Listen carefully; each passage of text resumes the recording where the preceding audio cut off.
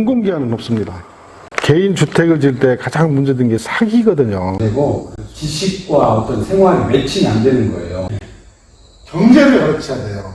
그들이 강사가 되고 교수가 되는 거예요. 자살로 죽는 사람이 6,300명이라고요. 어떻게 보냐면 직업 선택으로 보는 거지 않습니까? 그래서 생활 밀착형 교육이 참 필요하다. 생활 밀착. 사람이 대부분의 걱정거리는 돈 때문이고요. 자살하는 것도 대부분의 이유는 돈 때문이거든요.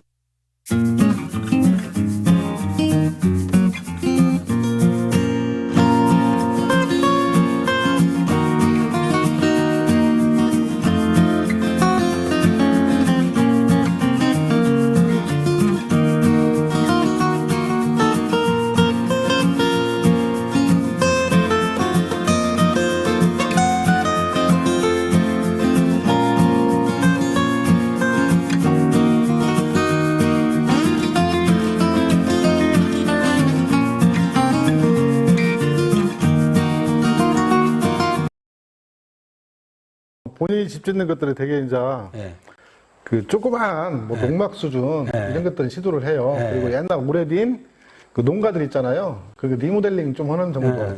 이게 저처럼 이렇게 처음부터 법정 요건 다 갖췄거든요. 토목 설계, 건축 설계, 뭐 농지 전용 부담금 다 되고 현장 관리인 선임하고 그리고 건축사가 수시로 와가지고 점검하고 하면서 이렇게 본인이 건축자가 직접 시공을 하는 것은 제가 처음이죠. 아마 처음일 겁니다. 이런 식으로 하는 것이니까요. 네. 그러니까 이 집은 뭐 내가 보기에는 대지 끝도 없겠는데요, 뭘.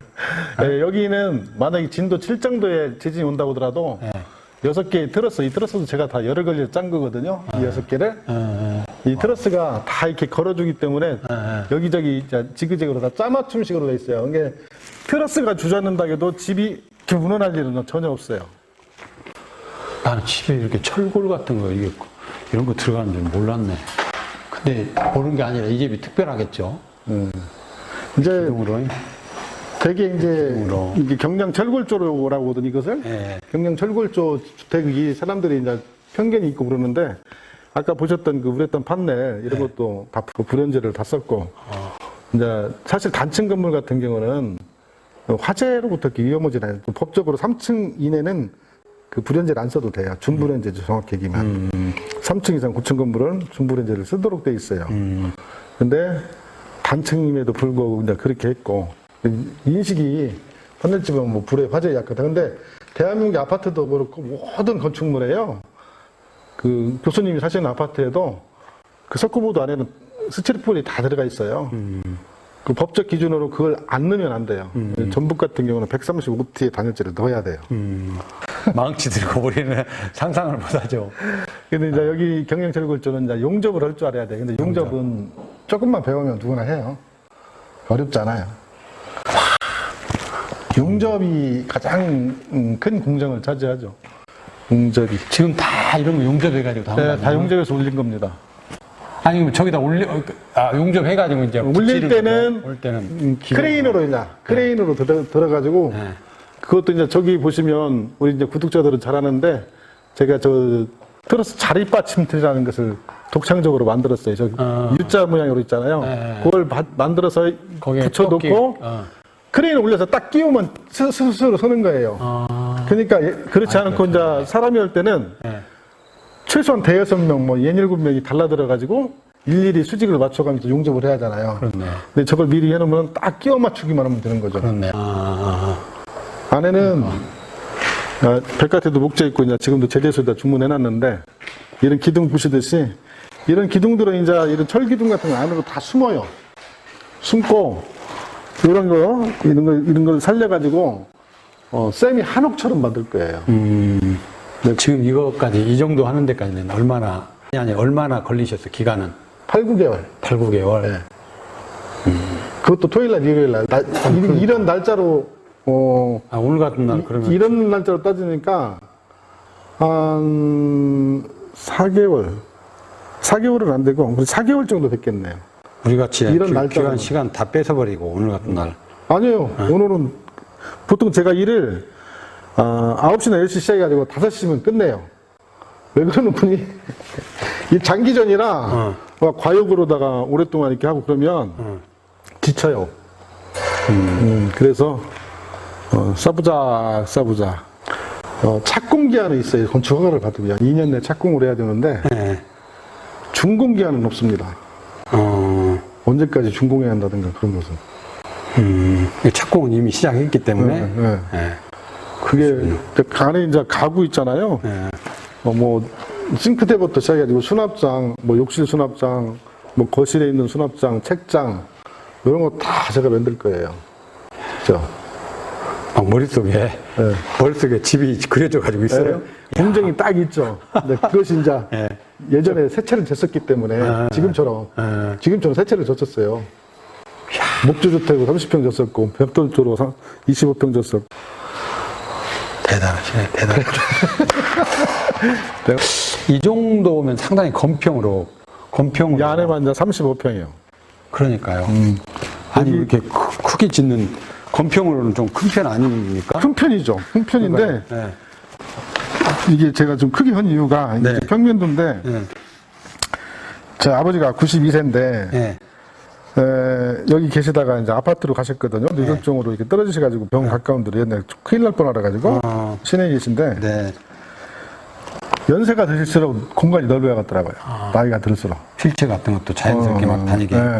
6개월 동안 이제 뇌졸중으로 떨어져가지고 이제 있었던 적이 계셨는데 대소변까지 받아냈거든요. 그런 경험을 이렇게 보고 느꼈던 것이 본거니 안에서 어지간한 건 활동할 수 있는 정도는 공간이 시작하더라고요.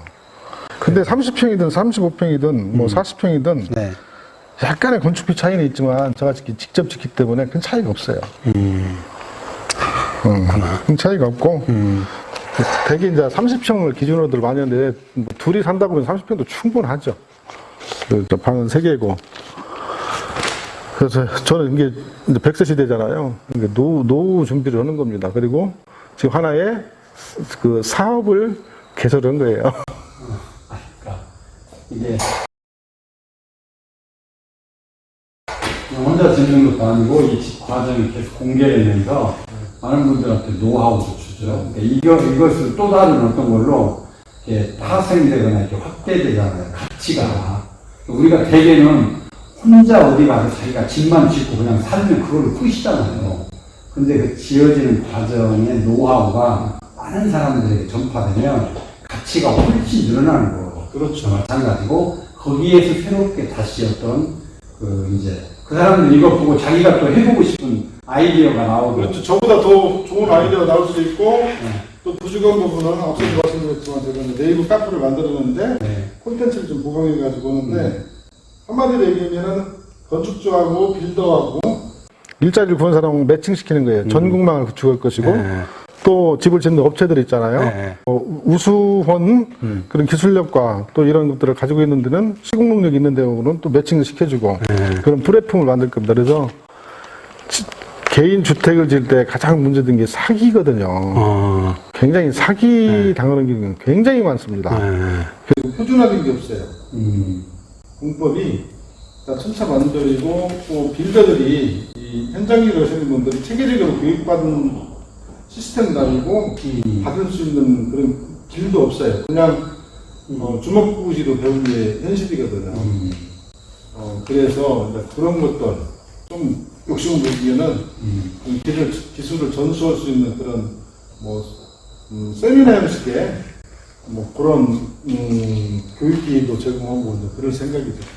그러니까 여기가 우리가 교육에서도 아이들 창의적이고 융합형 교육 이런 가능해야 되지만 이런 집을 짓다 보면 단순히 기술만이 아니라 그렇죠. 다양한 것들을 생각해야 되잖아요. 그런 것들이 어떤 나는 실제로 우리 아이들이 학교에 지금 문제점 중에 하나가 이게 삶과 배움이 일치가 안 되고 지식과 어떤 생활이 매칭이 안 되는 거예요. 그렇죠. 이런 거 하다 보면은 뭐가 필요하구나, 뭘 공부를 더 해야 되겠구나. 그럼 또 공부를 하고 그것이 다시 이제 어떤 거에 이렇게 있고 이런 어떤 선순환적인 구조 같은 것들을 좀 해주고 싶어서 예를 들면 학교 같은 곳에서 아이들에게 제가 외국에도 물론 대기업이랄지 우리가 자유학기제랄지 이런 것들이 다 있는데 그런 건데 이런 어떤 좀 중고등학교 때 학교 안에서만 머무르는 삶이 아니라 한 좀 극단적으로 얘기하면 5일 중에 한 4일은 학교 가서 공부하고 하루는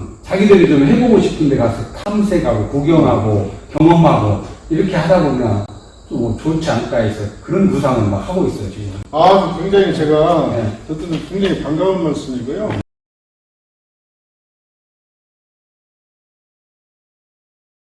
제가 지향하는 것이 그거예요. 이제 저도 이제 뭐 학부모로서도 그렇고, 그 교육에 대한 고민에서 가장 큰 고민이 원군이 제 나름으로 했던 것 중에 하나가 좀 생활밀착형 그런 직업교육 이런 것들이 좀 조기 교육이 돼야 한다. 근데 이것이 이제 어떤 식으로 진행이 돼야 하는 분이 지역에는 수많은 다양한 분야의 직업 종사자들 있잖아요. 그들이 강사가 되고 교수가 되는 거예요.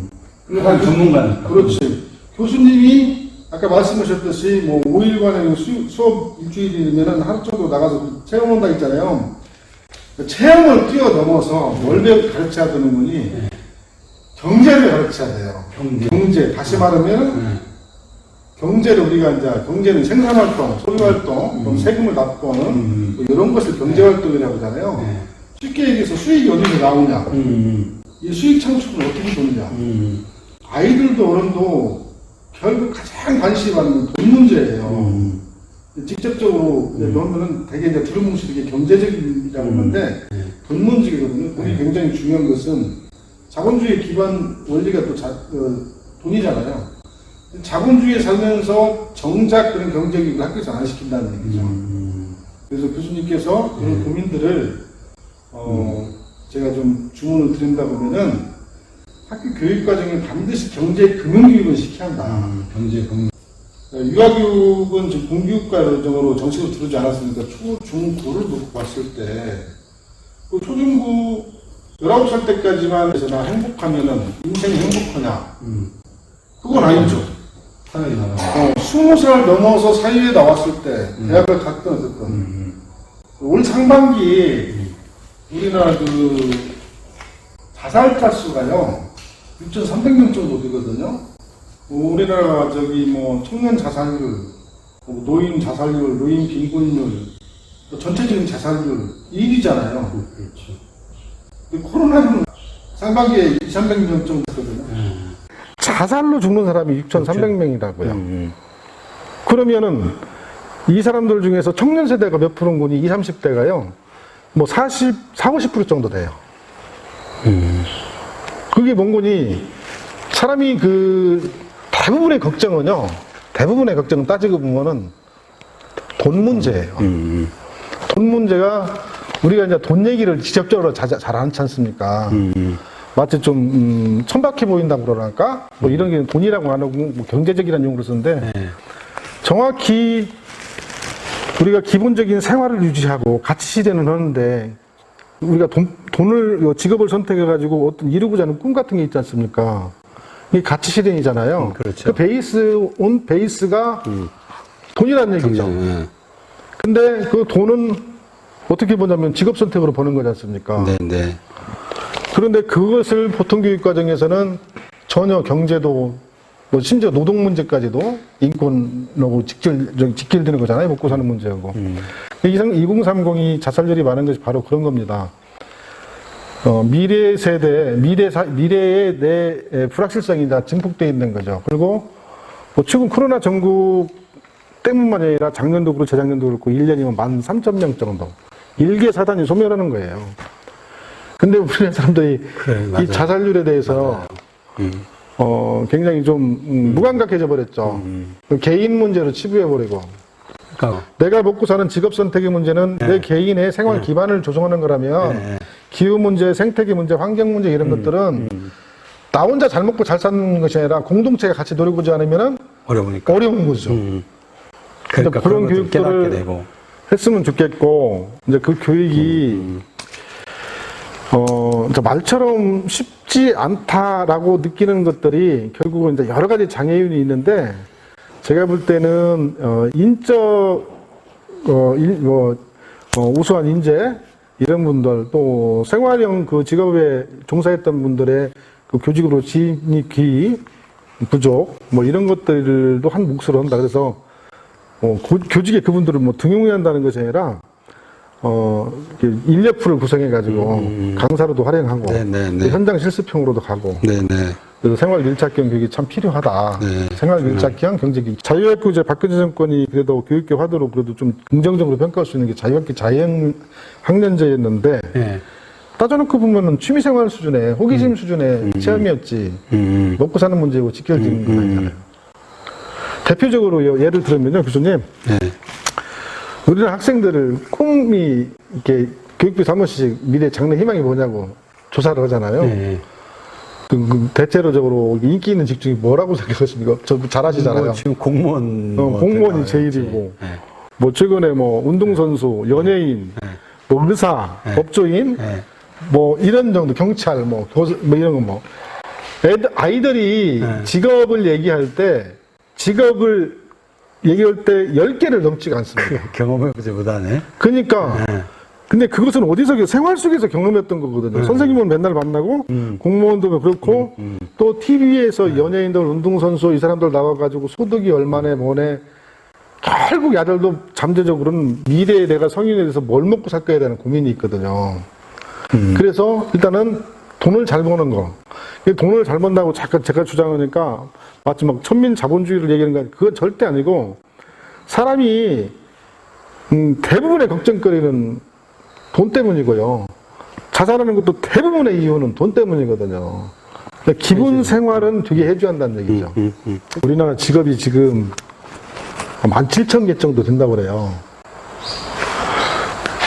7, 80년대만 해도 직업이 불과 3, 4천 개밖에 안 됐어요. 근데 8, 90년대로 오면서 그 2배 정도 늘었고, 최근에 이제 정보사와 사이를 거치면서 17,000, 더 세분하면 2만 내지 2만 5천까지로 얘기를 하고 있거든요.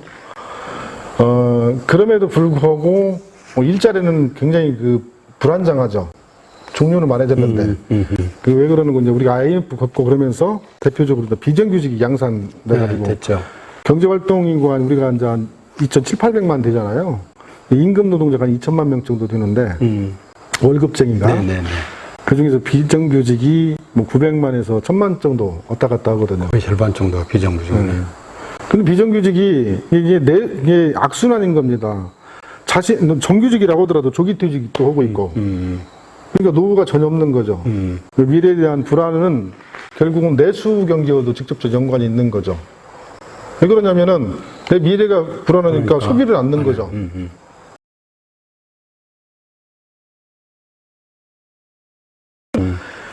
우리가 이제 대학 서열화가 생겼던 것은 전후 이후에 70년대, 80년대 산업화를 거치고 또 정부화 시대를 거치면서 스카이라든가 인서울 대학이 나온 사람들이 사회 기득권층으로 그다음에 해결을 갖추게 되는. 경제적으로 우위에 있고 사회 권력도 쥐고 있고 정치계에도 마찬가지고요. 정치 권력, 사회 권력, 경제 권력을 다 주잖아요.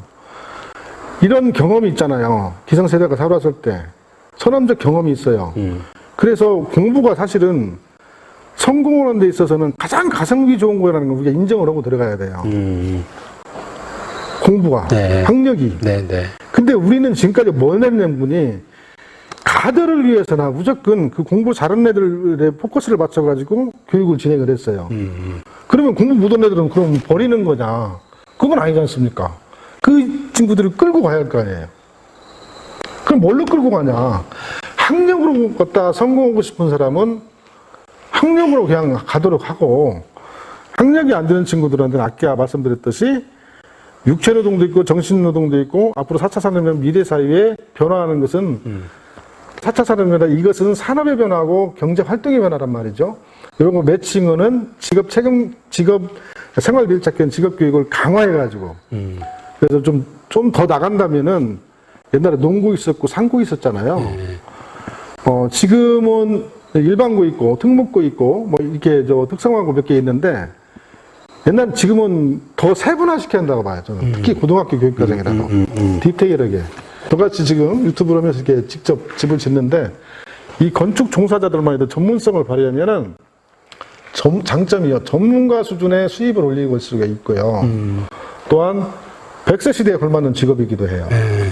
기술만 있으면. 문제는 뭔 거니 그분들의 일자리가 불안정하다는 거죠. 뭐 한 달에 20일 정도밖에 일하지 못하고 있고, 얼마 전에 그 문재인 정부에서 문재인 대통령께서 전 국민 고용보험화를 얘기를 하셨잖아요. 네, 네. 그 고용보험만 전 국민 된다고 한다면은 가장 큰 사회 안전망이 될 것 같고, 또 아까 말씀드렸듯이 김노리 교수께서 대학 서열화 얘기했는데 거기는 공감하는데 실현 가능성이 없다. 저는 보는 것은 그 우리가 과거에 스카이라든가 명문대를 나오면은 어떤 길을 걷고 사회적으로 어떤 대우를 받는 것은 그 성공 경험이잖아요. 네, 네. 가장 중요한 그 성공 경험이 우리 인식에 있거든요. 그래서 우리가 뭘 개혁을 할 때는 의식의 개혁과 그다음 제도의 개선이잖아요. 그렇죠. 의식과 제도인데 제도를 개선하는 것도 만만치 않지만 뭐 휘길적으로다가 뭐 국립1대학, 국립2대학 그런 말씀 하시더라고요. 근데 네트워크 한다는 것도 좋지만은 문제는 1대학은 어떤 대학이고 어떤 대학 2대학, 뭐 서울대가 1대학이 될 수도 있고 뭐 5대학이 될 수도 있겠지만 사람이 의식이 과거 속에 그런 데를 명문대를 나오면은 성공 확률이 높고 성공 경험이 이미 있어요. 그럼 우리는 지금 교육에서 보통 교육에서 뭘 해야 하는 거니? 직업 생활 밀착형 직업 교육을 통해 가지고 스스로 정말 소질과 작성, 꿈과 끼를 키워나갈 수 있는 그런 기회를 제공해 가지고 작은 성공 경험들을 갖다 만들어 주는 겁니다. 먹고 사는 문제에서만큼은 지장이 없도록. 또 이명박 정권 때도 나름 의미 있었던 교육 정책 중에 특성화고 육성 정책이 있었잖아요. 네. 어느 정도 성과도 있었는데 이게 학교 문제하고 사회 그 노동 문제라든가 뭐 기업의 경쟁의 시스템 이런 것들이 사실 유기적이죠. 그렇죠. 경제가 안 좋으면 취업도 안 되고 뭐 일자리 마이스터 고등학교 같은 그런 학교들을 그렇죠. 상당히 육성해 줄 필요가 있어요. 육성해야 되고 제가 이제 이런 말씀을 드릴 입장인가는 모르지만 이제 개방형 교장 공모제를 해가지고 마이스터 같은 걸 하잖아요. 주로 이제 취업에 방점을 둬가지고 네. 기업인들을 모셔오고 그러는데 최근에 일부 학교에서는 그것도 왜곡돼 가지고 뭐 현직 교원이 이제 교장을 개방 공모제를 의무에서 들고 그런 건데 그런 일이 있어서는 안 된다고 생각을 하고요. 더 나아가서 개방형 교사제. 얼마 전에 교육부에서나 교원을 감축한다 했잖아요. 네네. 정말 이것은 아니라고 봅니다. 왜 그러는 거니? 지금 교원을 오히려 늘려야 할 때예요.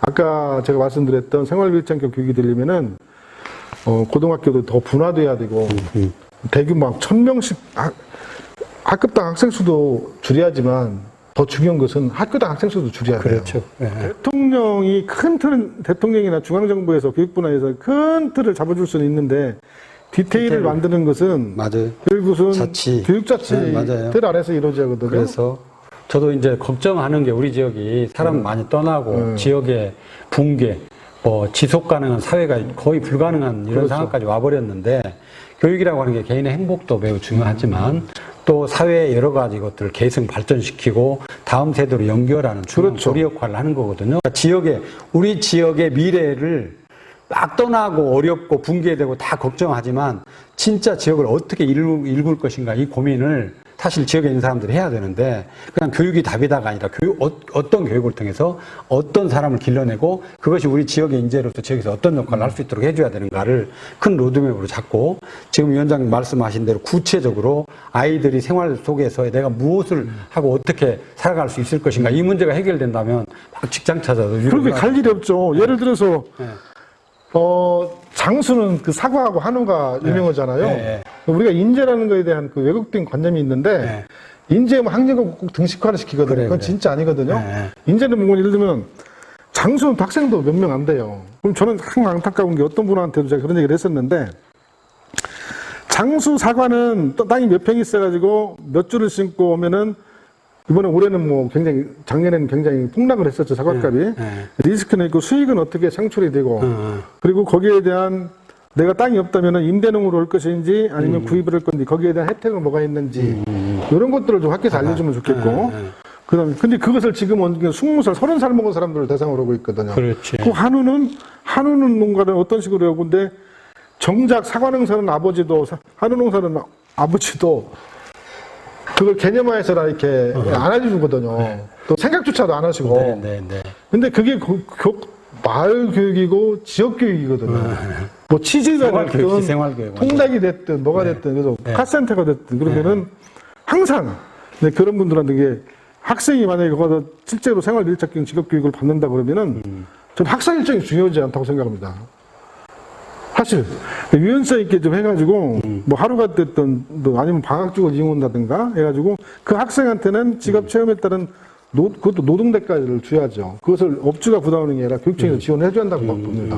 그러니까 업주한테는 얘한테 직업 컨설팅을 하는 차원에서 컨설팅비를 줘야 되고 그것이 이렇게 몇 가지 역시 이것도 성공 사례를 만들어내면은 특히 이런 코로나 정부 때문에 자영업자들이 어렵잖아요.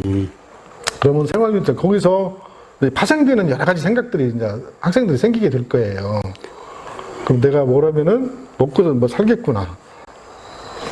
뭐 주저넘지만 그런 생각을 해봅니다. 아, 좋아요. 제가 이제 이런 식의 지금 큰 틀에서 우리가 오늘 여기서 그런 얘기를 나눴지만 이제 구체적으로 좀 디테일하게 한다면 아까 말한 대로 이제 어느 곳에 아이들이 어떻게 가야 되고 거기에 대한 비용은 어떻게 하고 거기에 대한 안전을 어떻게 담보하고 이런 것들이 그렇죠. 교육청에서 이제 저희들이 해야 될 일이고 어쨌든 뭐 최종적인 목적은 아이들에게 자기 주도적인 학습도 이런 능력도 키우는 거지만 스스로의 삶을 찾을 수 있는 그렇죠. 그것들 찾아가는 완전히 밀착형 생활 실질적인 밀착형 직업교육. 교육을. 이게 스스로 참 게 우리가 지금 사실 꿈과 길을 찾아준다고 하는데 네, 너무나 학교에서는 굉장히 공무원 얘기예요. 꿈과 길을 어떻게 찾는데? 그래. 그러면 꿈과 길을 찾는 건 결국은 애들의 관심들을 증폭시킬 수 있는, 집중시킬 수 있는 그런 것들이 시작하거든요. 기회를 제공해줘야 기회를 제공해줘야 하거든요.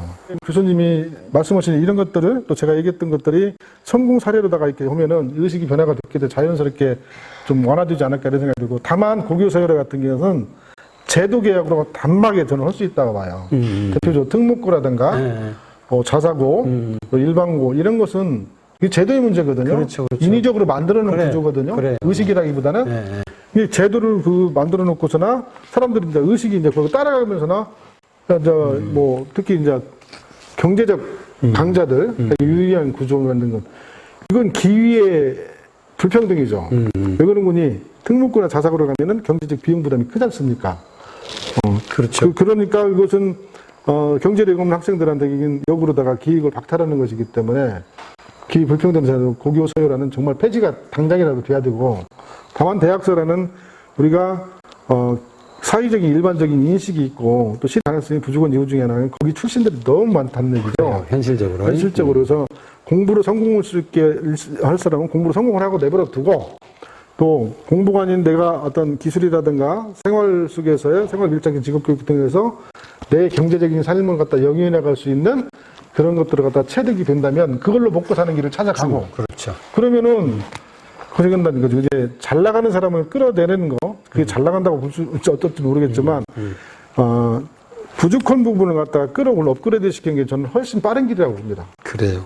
오늘 아주 일하시고 피곤한 상태에서 얘기를 하셨는데도 혹시라도 유튜브도 뭐 오늘을 찍은 게 이제 방송도 되고 할 수 있나요? 네, 방송도 되고 그리고 네. 제가 다음에는 네. 교수님한테 네.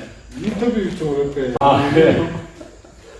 손호선 교수님이 생각하는 집 이야기. 네. 교수님 고향이 네. 고창이시잖아요. 네. 그 집에 대한 추억, 네. 또 지금 현재에서 우리가 집에 대해서 구현해야 할 거, 네, 네. 또 집은 어떤 것이 한다는 거, 네, 네. 집을 주제로 제가 인터뷰를 좀 요청하려고. 네, 유튜브를 보는 분들을 위해서도. 네, 그래서 알겠습니다. 다양한 분들의 네. 집에 대한 얘기를 들었는데 네. 이로 내가 교수님을 모시고 고맙습니다. 고맙습니다. 오늘 네. 그냥 도서관이지? 아니, 역시 그래도 교육을 보는 명확한 시각이 있고 철학이 있기 때문에 딱 맥락을 딱 그렇게 두 가지로 찍어주셔도 딱 아주 공감을 할 수 있어요. 다행입니다. 생활 밀착형 직업교육하고 100세 시대를 대비하는 교육을 해라. 그게 그 안에 함축되어 있거든요. 우리 교육이, 그러니까 우리는 교육하면 맨날 입시고 맨날 대학이고 여기에 너무 매달려 있는 거예요. 의식주라든가 먹고 사는 일이 해결이 안 되면요. 네, 맞아요. 사고도 행동도 확장이 안 돼요. 그래, 네. 그 일을 좀 힘차게 해주셨으면 좋겠습니다. 그러니까 이제 저는 직접적으로는 그간에는 초, 중, 고등학교도 못했지만 그 아이들의 어떤 직업을 창출하거나 그래서 저는 어떤 생각까지 하냐면 결국에는 귀착되는 게 먹고 사는 문제이기 때문에 이게 중학교나 고등학교의 직업교육이 어떤 그때부터 창업이 일찍부터 되는 그래서 우리가 뭐 대학까지 다 마치고 어디에 취직하고 직장을 하고 이런 게 아니라 우리 그 영국 같은데 초등학생이 앱을 개발하고 그렇죠. 초등학생이 앱을 개발하면 수준은 낮지만 그때부터 그런 게 시작되는 거거든요. 그래서 중고등학교 애들이 뭘 창업을 한다 할지 그러면 막 어디 그 이런 폐교를 할지 이런 거 그냥 묵혀놓지 않고 그런 공간도 좀 열어줘가지고 네, 거기다가 어떤 지역의 인재들, 지역의 전문가들 이런 공간 그리고 애들도 뭐가 필요해서 거기다가 뭘 좀 하고 싶다고 그러면 어떤 동물이 됐든 뭐 농업 분야가 됐든 뭐 장수풍뎅이 같은 것도 한번 키워가지고 뭘 동물 산업을 뭐 곤충 산업을 뭘 해보겠다고 도전하는 애들에게 그렇죠. 기회를 막 주고 싶어요. 그 기회도 주고 애들한테 이제 궁극적으로는 작은 성공 경험들이 모여가지고서나 인생의 성공이 이루어지는 것이고 또 다른 도전을 할 수 있는 거잖아요. 아까 말씀했던 곤충이라든가 뭐 애완동물 이런 것들은 사실 가장 그 제약사항의 명분이 제가 다 집을 짓고 있지만은 우리나라 그 건축 문화, 집 주거 문화하고도 영향이 밀접하게 있어요. 아파트라는 공간에서는 그런 것들을 시도할 수 없고 저는 이 과정까지 오기 전에 어렸을 때부터도 막 그런 걸 많이 했잖아요. 구조님도 그런 거 해주셨잖아요. 토닥토닥 해주셨을 거 아니에요. 근데 저는 그것을 평생 동안 이렇게 해왔고, 구조님은 이제, 또 교육있게 전문가로서 이렇게 오셨잖아요. 근데 그 길은 달렸지만, 근데 그런 것들을 이제 창업 개념이 아니더라도, 여기에 이제 매진을 한다고 하면은 그거다 투자를 하는 거죠. 그렇게 하는 것이 정말로 뭐 스몰 데이터에서 빅데이터로 또 인공지능 그런 거 매칭시키는 그런 4차 산업시대에 적합한 인재 양성이 아닌가 소견이 좀 그렇게 생각하고 있습니다. 그런 걸 한번 정말 해보고 싶어요. 저도 제가 꿈꾸는 것들이 우리가 시골에서 그렇게 자라서 우리 세대는 참 이렇게 뭐 어쨌든 먹고 사는 데도 지장 없고 여기까지 왔지만 우리 다음 세대를 위해서 교육이라고 하는 게 끊임없이 미래를 향해서 보고 그냥 단순하게 아이들 지식 주고 이렇게 그런 차원이 아니라 다음 세대의 어떤 삶에 좀 더 나은 삶이 되려면 어떻게 할 것인가를 고민하는 입장에 생각해 본다면 그런 어떤 과감한 도전, 꼭 해야 될 것을 하지 않는 이제 어떻게 보면 어른으로서 우리가 방기하는 거죠, 이 삶을. 그렇죠. 아까 말씀드렸던 뭐 두 가지 생활일정적인 직업교육이라든가 100세 시대를 준비하는 그런 교육, 거기에 대한 애들한테 개념적인, 그 다음 경제, 금융교육이 전제가 되는 거죠. 그렇죠. 경제, 금융교육 전제가 이런 것들은 훌륭한 선생님들이 많아요. 그분들한테 학교에 소속을 갖다가 떠나서 그런 일을 할 수 있는 분들은 사실은 가장 좋은 것은 열정 있는 사람들의 열정을 할 수 있는 기회를 주는 거거든요. 그런 선생님들을 갖다가 어떤 뭐 컴플리이 됐든 인력이 됐든 해가지고 수입해가지고 할 수 있게끔 그래서 좋은 사례들을 만들면은 우리가 이 교육 불평등 또 나아가서 사회적인 소득 불평등, 자산 불평등 그것도 OECD 국가에서 1위잖아요. 우리가 근데 불평등을 이제 해줄 수 있는 그 보통교육에서 가장 혁명적인 사건을 만들어낼 수 있다 이렇게 생각을 합니다.